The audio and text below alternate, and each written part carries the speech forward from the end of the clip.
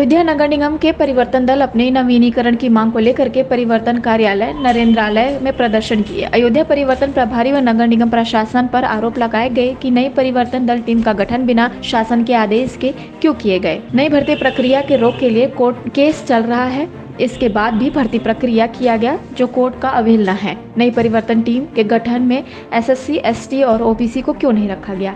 अगर हमें 5 साल के लिए भर्ती की गई थी तो कानपुर के अधिकारी क्यों रखे गए? पुराना परिवर्तन दल के लोगों ने मांग किया कि अगर हमारी मांगे पूरी नहीं हुई तो 26 जनवरी से नगर निगम कार्यालय में अनिश्चितकालीन धरना प्रदर्शन करेंगे। अयोध्या से सोनू चौधरी की रिपोर्ट। संज्ञान लीजिएगा, 5 साल का आउटसोर्सिंग है मैक्सिमम जो आप एक आदमी टेंडेट कर सकते, ठीक है ना। वो 5 साल की अवधि अभी 5 फरवरी में वो पूरी हुई।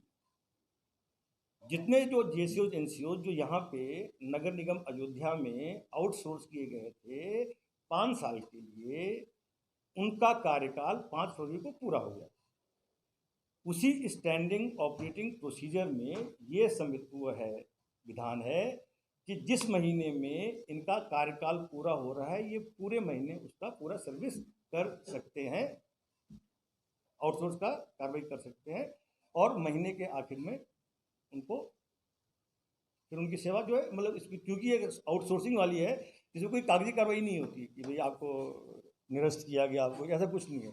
आपका कार्यकाल पूरा हुआ, उसका रिन्यू नहीं हुआ, आपने थैंक यू बोल के मतलब कि आपका अपना वो आपका। सर इनका आरोप ये है कि जब से नगर निगम बना है तब से हम लोग लगातार नगर निगम की सेवा में थे, परिवर्तन दल के हैसियत से हम लोग कार्य जो है। एक मिनट अरे साहब जरा 2-4 बोतल पानी मंगा लो, इनको भी पानी पी होगा। सॉरी मैं पानी पी लूँ? हाँ पी लीजिए। नहीं करेगा जिससे कि उसके मान सम्मान को, फौज के मान सम्मान को और देश के मान सम्मान को कोई ठेस पहुंचे। एक फौजी से ये अपेक्षा की जाती है और कभी भी वो किसी व्यक्ति से अगर डील कर रहा है तो वो अपनी इस जो खासियत है जो कि हम अपने हिसाब से उसको ट्रेनिंग में सिखलाते हैं, तो हम ये मान चलते हैं कि वो इस तरह से सबके साथ पेश आएगा। इन्हीं चीज़ों को, इन्हीं खूबियों को मद्देनजर रखते हुए 17 नगर निगमों में परिवर्तन दल का गठन किया गया। जो परिवर्तन दल का जो गठन किया गया वो शासन से एक स्टैंडिंग ऑपरेटिंग प्रोसीजर एक चिट्ठी आई है जो कि नगर निगम में पड़ी हुई है। उसके तहत इन लोगों का 2018 में चयन हुआ। उसके अंदर ये बताया गया है कि जो सदस्य जो चुने जा रहे हैं, जो मेरे फौजी भाई बंधु हैं, ये और 4-5 पत्रकारों को फोटो लगने खींचने लगे। तो मैंने कहा मैं थोड़ा जरूरी काम जा रहा हूँ, मुझे जाने दीजिए, अभी मैं आयुक्त से मिला। मैंने कहा और दूसरी चीज़, फौज में ना हम लोग एक डिसिप्लिन होता है, आपसे भी वार्ता करने के लिए मुझे एक बार आयुक्त साहब को ये सूचित करना होगा कि भाई इस तरह से नगर पालिका से नगर निगम बनाया गया है, तब से हम लोग यहाँ कार्यरत थे। परिवर्तन प्रभारी शुरुआत में हम लोगों की टीम खड़ी किया गया था, लेकिन हम लोगों को ये नहीं बताया गया था कि हम लोग 5 साल तक ही यहाँ कार्यरत रहेंगे।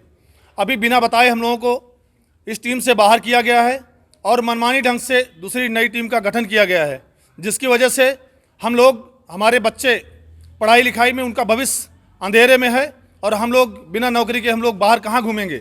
इसलिए हम शासन से मांग करते हैं कि हमारी नौकरी को हमें बाहर न किया जाए, हमारी नौकरी को दोबारा पुनः उसी जगह पर रखा जाए, हम लोग दोबारा नगर निगम का सेवा कर सके। आखिर ऐसी क्या वजह है जो आपको हटाने की बात करी है, क्या वजह है इसकी?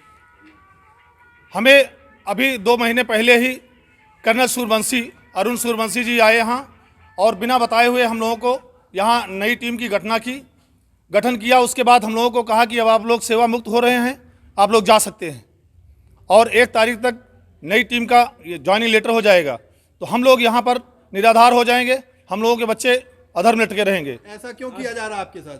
ये हमारे साथ नाइंसाफ़ी है।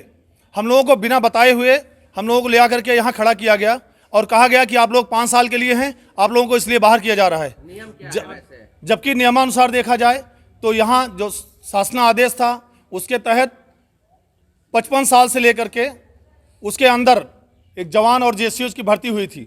जो 5 साल का अरसा था उसको यही देखते हुए कि 60 साल तक आदमी अपनी नौकरी को पूरा करेगा और उसके बाद चला जाएगा। लेकिन हम लोग 40 साल की उम्र में, 41 साल की उम्र में यहाँ परिवर्तन दल को ज्वाइन किया। अब हम लोग 5 साल यहाँ नौकरी किए, अब हम लोग इस काबिल भी नहीं है कि कहीं किसी जगह जा कर के हम सरकारी नौकरी को अप्लाई कर सके। अब ऐसे समय में हम लोगों का क्या होगा? हम आप लोगों से ही रिक्वेस्ट करते हैं कि हमारी नौकरी को बचाए रखने के लिए आप लोग हमारा मदद करें। उच्चाधिकारी से मिले?